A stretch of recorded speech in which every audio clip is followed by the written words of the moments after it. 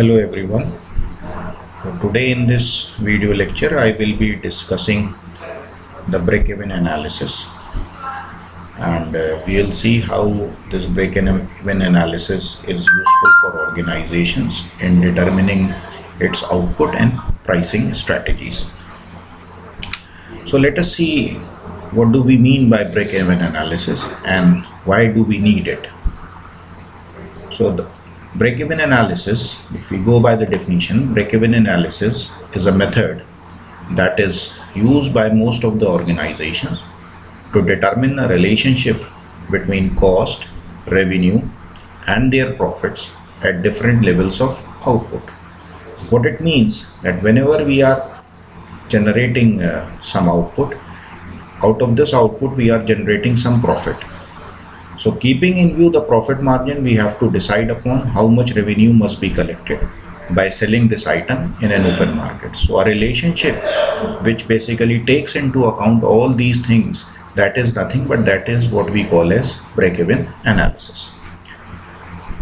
In other words, we can also say that a break-even analysis is used to determine how much sales volume a business needs to start making, how much sales volume is required for a business to start making a profit. So that is another definition by which we can define break-even analysis. That means what minimum quantities one must produce so that the business starts making a profit. Third point, it helps in determining the point of production at which the revenue equals the cost. So this is the most important thing as far as the break-even analysis is concerned, that is revenue equals the cost, or simply we can say that the total cost is nothing but this is equal to total revenue at break-even point. And this is, under this condition, the amount of production is known as an optimum production at which we are making at least no losses. So break-even analysis is also called as profit contribution analysis. Okay. The break-even point is the point at which the cost or expenses and revenues both are equal, or simply we can say that this is a condition at which we don't have any gain or loss. And the importance of break-even analysis is that it helps in deciding upon the pricing strategy either as a marketing plan or a business plan. So that is the most important thing, that why we need a break-even analysis. So we need it to develop a pricing strategy for the product. And just to remember again, this is a condition of break-even point where the total cost is equal to total revenue. Let us see this on a diagram. If you recall what we have discussed in our earlier classes, we do have two types of cost. One is the fixed cost and another is variable cost. All these costs we will see in our next slides. So the thing is that if we are having two things, one is the total cost line and the total revenue line. So if we just focus on the total cost line, this is the total cost line, which is nothing but it will be an algebraic sum of variable cost and the fixed cost, and this is the total revenue. If we focus on these two lines, there is a point of intersection between the total revenue line and the total cost line. So this point of intersection is nothing but is a point where we don't have any profit and loss. If we move below this point, this is a region where we are having a loss because the total cost line is above the total revenue line. And if we see beyond this point, the total revenue line, revenue function is on the higher side as compared to the total cost line. So we are having a region where we are having a profit. So this point is critical because every business strives to operate at least on this point. That is the condition where we don't have any profit and loss. Of course, we try to operate our business above this point in order to make profits. So this is again the same thing. So this is what we call as a break-even point. So region below this, the shown in red, is basically representing the loss region, and the region shaded by blue is depicting the profit region, and where these two regions they intersect at a point, and this point is known as the break-even point.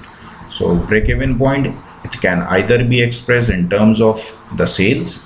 If we just drop a line on the y-axis, perpendicular line to the y-axis, so it may be represented in the form of sales, or it may be represented in the form of volume or quantities sold. So in both ways we can depict this break-even point. So before going into the calculations of break-even point, let us again revisit the different types of cost. So in our earlier classes, we have seen that we have two types of cost. One is the variable cost and another one is fixed cost. And the basic difference between the two is that the variable cost, they depends upon the volume of production. Higher the production, more will be the variable cost. So variable cost are costs that changes with changes in the production level. For example, cost of material. It means producing 5 quantities will require less amount of material as compared to producing 10 quantities. So anything which depends upon the volume of production, that will be termed as, or that will fall under the category of variable cost.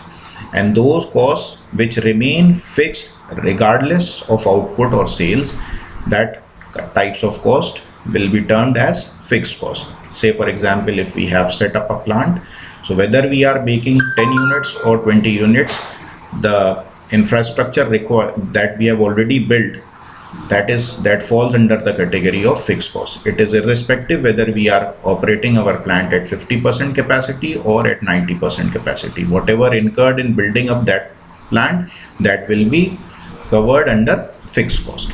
So these are the two types of cost.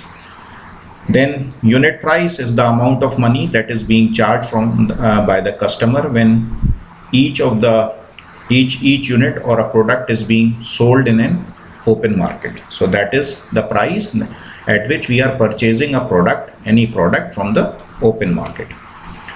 Total cost, we have seen that total cost is the sum of the fixed cost and the variable cost. So if we again see this on this diagram, the total cost is basically, it will be a sum of variable cost. This variable cost, as the volume increases, you see the variable cost increases. However, the fixed cost remains constant this fixed cost remains constant or irrespective of the amount of quantities produced. At any point, if we just sum the fixed cost and the variable cost, that will give us the value of total cost. So total cost, it is sum of the two. And total variable cost, we can express this variable cost in term mathematically. We can express it as the expected sales multiplied by the unit variable cost. That what we are selling in an open market multiplied by the price of that unit, that will give us the total variable cost, or the amount or the units produced multiplied by the variable unit cost. So that will give us a value of total variable cost. Total revenue is what we are generating by selling any product in an open market. So number of units sold multiplied by its selling price or unit price is basically the total revenue being generated. Of course, profit and loss, all of us are familiar with this, the monetary gain or loss resulting from revenues after subtracting all the associated costs. That means whatever revenue is being generated, if we subtract the total cost from this revenue, either we get a positive term or a negative term. So if it is positive, we are having profit. If it is in negative, then we are having loss. So that is the different types of cost which we will be using in our presentation when we are deriving deriving the relationship between the break-even quantities and the different types of costs. So let us see how we compute this break-even quantities. So before going into the method, let's see some of the assumptions. So the first assumption is that all elements of cost, that is production, administration, and selling, distribution, all these can be divided into two categories. One is the fixed cost and another one is the variable cost, or it can be divided into two components, fixed and variable. Variable costs remain constant per unit of output. Okay, so whatever is being incurred in producing that will be, say for example, the material, so it remains constant per unit throughout the production. Okay, fixed cost remain constant at all volumes of output. So it is independent whether we are producing 5 units, 10 units or 100 units. So this cost is fixed over a volume of production. Selling price per unit remains unchanged or constant at all levels of output. And every time we are purchasing a product from a market, it will be available at the same price at all time instants. Volume of production is the only factor that influences cost. So this is again an assumption that it's only the volume of production that it's only the factor that influences cost. There will be no change in the general price level. The price level will be fixed, and if there is one product and in case of there is only one product, and in case of multi-product the sales remain constant. So this is again an assumption, but we are not taking into account the multiple products at this point of time. Okay, so let's see the very simple calculation for this.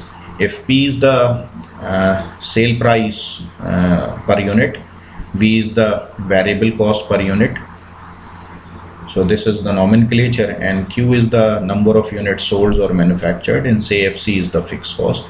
So what we have seen that at break-even point the total revenue is equal to the total cost. So if Q are the number of units sold or manufactured, the total revenue can be computed by multiplying this Q with the sale price per unit. So it will be Q into P. And as far as the total costs are concerned, it will have two components. One is the fixed cost and another one is the variable cost. So fixed cost is denoted by FC. When it comes to variable cost, say if small v is the variable cost per item or per unit, so it will be again for producing Q units, the variable cost will be V into Q. So if we just rearrange this, so we can see that the quantities Q, it may be computed as FC over P minus V, or we can say that this Q represent the quantities to be produced to attain a break-even point. It is the fixed cost divided by P minus V, that is the price, say selling price per unit minus the variable cost associated with production. Sometimes the quantity P minus V is of interest, and this is called as unit contribution margin C. So P minus V is sometimes also known as unit contribution market. Okay, so coming on to some of the implications of this, like if we are operating a business, what we try to achieve, what we strive to achieve is to achieve break-even point as early as possible.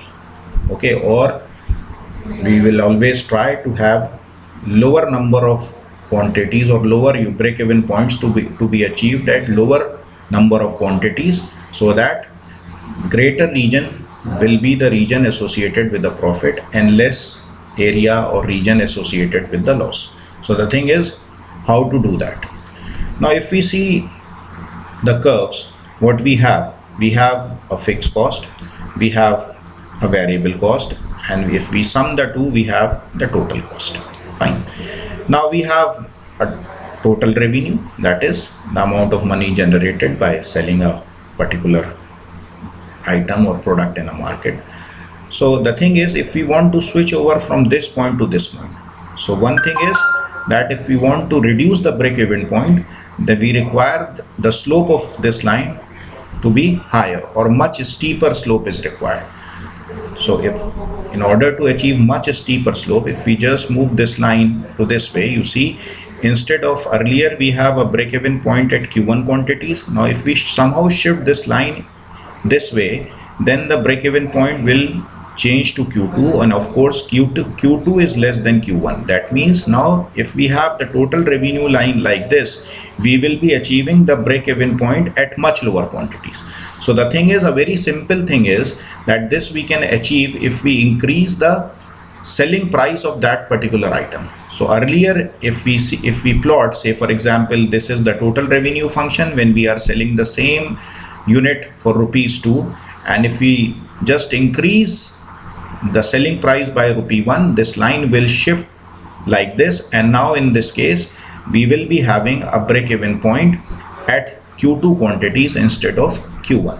So this is one way by which we can reduce the break-even point. Another method of reducing or lowering down of break-even point is to move the total cost line or reducing the slope of the total cost line. So how this can be achieved, since this can be achieved only if we can reduce the fixed cost or we can reduce the variable cost. So again, if the total revenue lines remains the same and we work upon the total cost, or if we somehow reduce the variable cost or the fixed cost is generally what we have already incurred, so this can't be changed. So what we can change is just the variable cost associated with the production. If we just reduce the variable cost, then the slope of the total cost line will be lower as compared to the previous one, and in that case also we will be having a break-even point much earlier than what we are having when the total cost line is like this. So there are two conditions. One is either we increase the selling price per unit, in that way we can achieve the break-even point much quickly, but of course that will affect the demand adversely, because we have seen that there is a relationship between price and demand. And the second way to reduce the break-even point is somehow to reduce the total cost, and this in turn can be done if we reduce the variable cost component in the total cost. So in that way we can reduce the break-even point, and once the break-even point is reduced, we will be having larger area associated with the profit, or larger region associated with the profit, and less region associated with the loss. Now there is again one term which is used in the context of break-even analysis, what we call as the margin of safety. So margin of safety represents the strength of a business. It enables a business to know what is the exact amount it has gained or lost, and whether they are over or below the break-even point. Simply, if I just show you this on this diagram, the safety of margin is nothing but it is where we are operating our business in terms of units sold subtracted, and if we subtract the break-even quantities from this quantity, this will give us the margin of safety. That is where we are operating in comparison to the break-even point. If we subtract this Q1 from Q2, Q1 are the quantities required at break-even point, and Q2 is where we are operating. So if we just subtract this Q1 from Q2, that is what we call as a margin of safety. A negative margin of safety simply indicates that we are operating the business in loss. So margin of safety, we can define it as current output minus break-even output.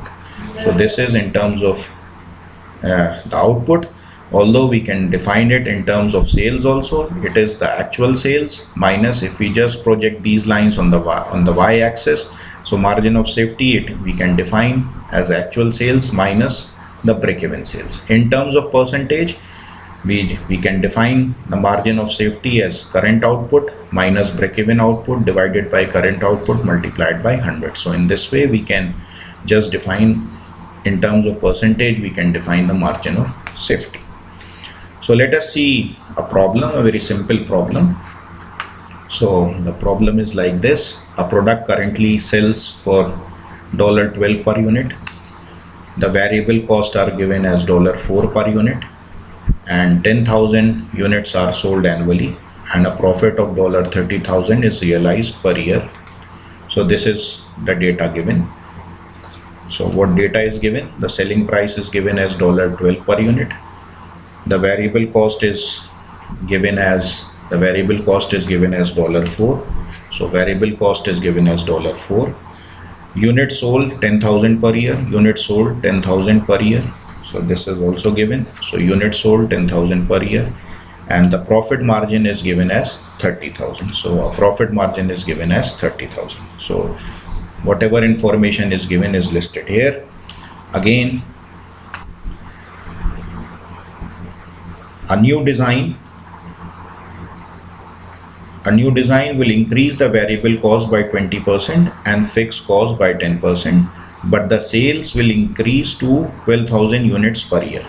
So again, I have written this information on the solution slide. So this is the new design information regarding new design. A new design will increase the variable cost by 20% and fixed cost by 10%, but sales will increase to 12,000 units per year. So whatever is given in the question, that is being replicated here. So what is being asked? At what selling price do we break even? So that is part 1. If the selling price is to be kept same, that is $12 per unit, what will the annual profit be? So let us see how we can apply what we have discussed while solving this problem. So these are the input information which is given. So if we just apply the fundamental, that is the profit is nothing but it is revenue minus cost. So profit, since profit is given, so profit, if we just replace these with the numerical values, so profit is given as 30,000. Now total revenue generated, how we can compute this? The total number of units sold multiplied by the selling price. So this will be 10,000 multiplied by 12, and that is written here, minus the total cost. Again, that these costs will be composed of two components. One is the fixed cost and second one is the variable cost. So variable cost is given as $4 per unit. So it will be 10,000 into $4, and there is no mention of fixed costs. So leave this fixed cost as it is, and if we just solve this, so we can compute annually what will be the fixed cost. So the fixed cost associated with this data, this comes out to be $50,000. So this is what we can compute from this given information. Now what is being asked, that if a new design is being implemented, what will be the selling price at which the break-even point occurs? So if we just see the information with the new design, so the new design will increase the variable cost by 20%. So the new variable cost, it will be 1.2 times of the variable cost earlier. So the variable cost earlier is $4, so it will be $4 into 1.2. So for the new design, the variable cost will be $4.8 per unit, and the fixed cost by 10%. So the fixed cost will increase by 10%. So earlier what we are getting as fixed cost is $50,000. So increase by 10%. So we multiplied by 1.1. So now the fixed cost will be $55,000. Say X be the break-even selling price. And again, if we just use this particular equation, so if the selling price is X, so profit, so the number of units sales will increase to 12,000 units. So the amount of revenue generated by selling 12,000 units, it will be 12,000 multiplied by X, plus this will be equal to the revenue generated. So the revenue generated will be, so this will be the profit, and the fixed cost, fixed cost. So the fixed cost will be $55,000, and the variable cost will be, so at break-even point, what do we have? We have the total revenue equal to total cost. So there is no profit. So if we just put this profit 0, it is 0. That means revenue will be equal to cost, because at what selling price break-even occurs, it is being asked. So there is no profit, rather revenue will be equal to cost. So the total revenue generated will be equal to 12,000 multiplied by X. This will be equal to total cost. So total cost is given as 50. It will be composed of two things: the fixed cost. So fixed cost is 55,000 for the new design, and the variable cost is this much. If we just solve for X, it comes out to be $9.38. So this will be the price of the unit to be charged, so that a break-even point will be achieved at this much amount of production or this much amount of selling. Now in part B, if the selling price is to be kept same, that is 12 unit, what will be the annual profit be? Now again, profit is revenue minus cost. So again, for 12,000 units are to be sold, the selling price is same, there is no increase. So the total revenue generated will be 12,000 multiplied by 12 minus the costs. So again, there are two costs. One is the variable cost and the fixed cost. So this is the fixed cost and this is the variable cost. If we solve this, the profit comes out to be $31,400. So this is how we use break-even analysis to compute the relationship between all these costs: selling price, variable cost, units sold, profit, revenue. So this is all about today's video lecture. Thank you very much.